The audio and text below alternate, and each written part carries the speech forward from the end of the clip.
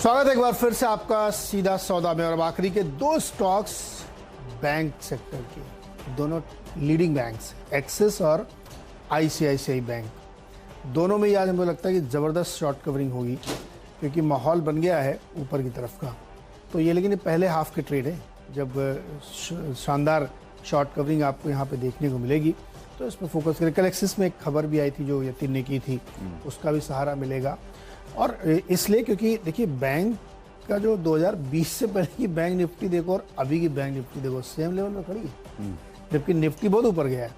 तो एक ड्यू भी है इसमें, लेकिन मुझे लगता है कि शॉर्ट कवरिंग की वजह से इन दोनों ही बैंकों में अच्छी तेज़ी बनती हुई आपको दिखेगी, उसका फ़ायदा उठा लेना चाहिए शॉर्ट कवरिंग वाला। बाकी फिर सेकंड हाफ देखें कैसा मूव होता है। तो अगर बैंक निफ्टी सपोर्ट लेकर मूव करता है, वहाँ पे शॉर्ट कवरिंग आती है, तो एक्सिस और आईसीआईसीआई आप अवॉइड नहीं कर सकते। सबसे बड़े ये बैंक निफ्टी के प्लेयर्स हैं, तो इनके ऊपर आपको नजर रखनी होगी। अच्छा, मेरी तरफ से अभी भी सेल का सिलसिला ये लास्ट मिनट पे चेंज किया नीरज जी ने, पहले था नहीं, उन्होंने एसजीएक्स निफ्टी को देख के सिचुएशन में बदलाव किया, ये मैं आपको बता दूं। लेकिन मेरी तरफ से अभी भी सेल है। और जो दो नाम है उसमें दोनों एफएमसीजी हैं और दोनों एफएमसीजी जाइंट्स हैं। ऐसा नहीं है कि एफएमसीजी में कोई खराब चीज़ है, लेकिन ऑब्वियसली बात है थोड़ा स्लो मूवर है।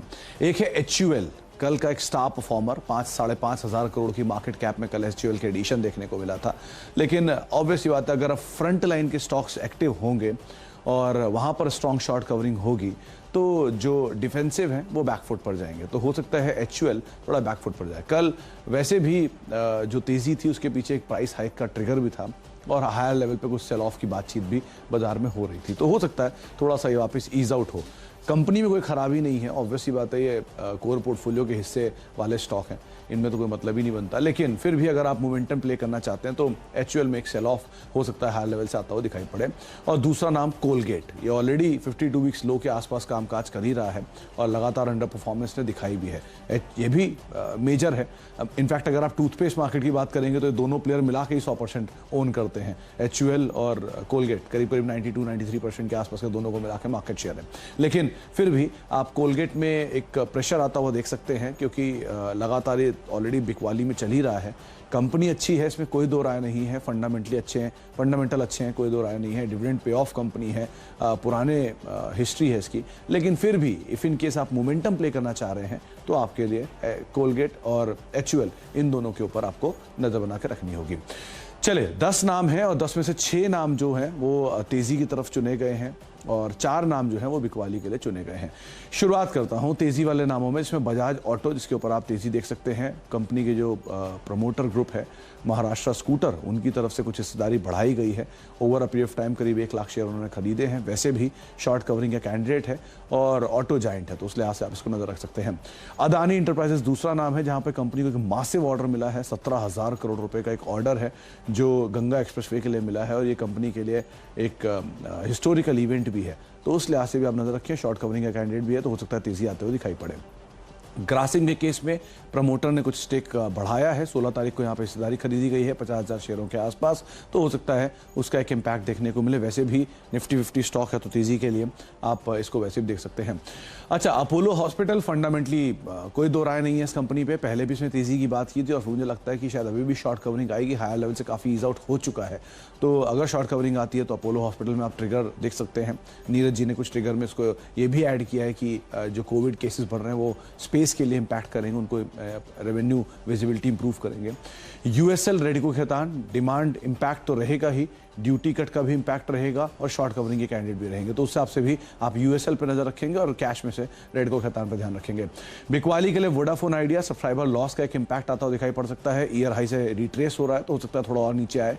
पेट्रोनेट एलएनजी ये लोज पे कामकाज कर रहा है, प्रेशर बढ़ता हुआ दिखाई पड़ सकता है और एफएमसीजी में थोड़ा बैकफुट आ जाता हुआ दिखाई पड़ सकता है, हो सकता है थोड़ा प्रेशर बनता हुआ दिखाई पड़े। आप बिकवाली कर सकते हैं कोलगेट में और एचयूएल में, इस लिहाज से भी इन दोनों पे आप नजर रख सकते हैं। चलिए टीम पर नजर डालिए और यहाँ पे कुछ खबरों वाले शेयर्स हैं, जैसे कि रेल टेल कॉरपोरेशन है, उसको एक कॉन्ट्रैक्ट मिला है डीआरडीओ की तरफ से, तो उसकी वजह से हमें लगता है ध्यान रखना चाहिए। हटसन एग्रो की अपनी एक तेलंगाना की आइसक्रीम की नई यूनिट उन्होंने डाली थी, वो कमर्शलाइज हो गई है, तो वो फ़ायदा। इसके अलावा फिर आप शॉर्ट कवरिंग का एक प्ले हो सकता है डिवीज़ लैब, जहाँ ध्यान रखना चाहिए। वैसे भी इस समय अगर आप डिफेंसिव प्ले खेलना चाहते हैं और माइक्रॉन का इतना खतरा है तो फिर फोर्टिस हेल्थ, वोकहार्ट, मैक्स जैसे स्टॉक्स में ध्यान रखें। ओएनजीसी या चोईसी रेड में ट्रेड करेंगे क्योंकि क्रूड ऑयल में कल बहुत लो लेवल देखे गए और बहुत वोलेटाइल डिमांड का एक कंसर्न बना हुआ है, तो प्रेशर रहेगा इन स्टॉक्स में। एक्सिस और आईसीआईसीआई बैंक में अच्छी शॉर्ट कवरिंग आज हो सकती है अगर मार्केट ऊपर की तरफ जाता है, लेकिन ये ट्रेड आपको ये ध्यान रखना है कि मान लीजिए शॉर्ट कवरिंग प्लेस में होता भी है तो ये ऊपर जाके सस्टेन कितना करेंगे ये एक क्वेश्चन मार्क होगा, तो ये आपको ज़रूर ध्यान में इसमें रखना चाहिए। लेकिन मुझे लगता है शॉर्ट कवरिंग का फ़ायदा दोनों को ही हो सकता है यहाँ पे।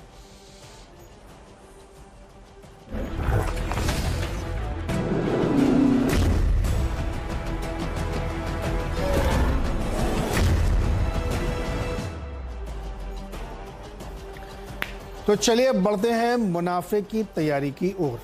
और एक बहुत ही क्या कहें, मतलब एक कंफ्यूजिंग सा मार्केट है, क्योंकि यूएस के मार्केट में इतनी कमज़ोरी है लेकिन एशियन मार्केट में तेज़ी है, एसजेएक्स निफ्टी में तेज़ी है, यहाँ पे शॉर्ट कवरिंग की बातें हो रही हैं। वीरू कह रहे हैं सेल ऑन राइज हो सकता है।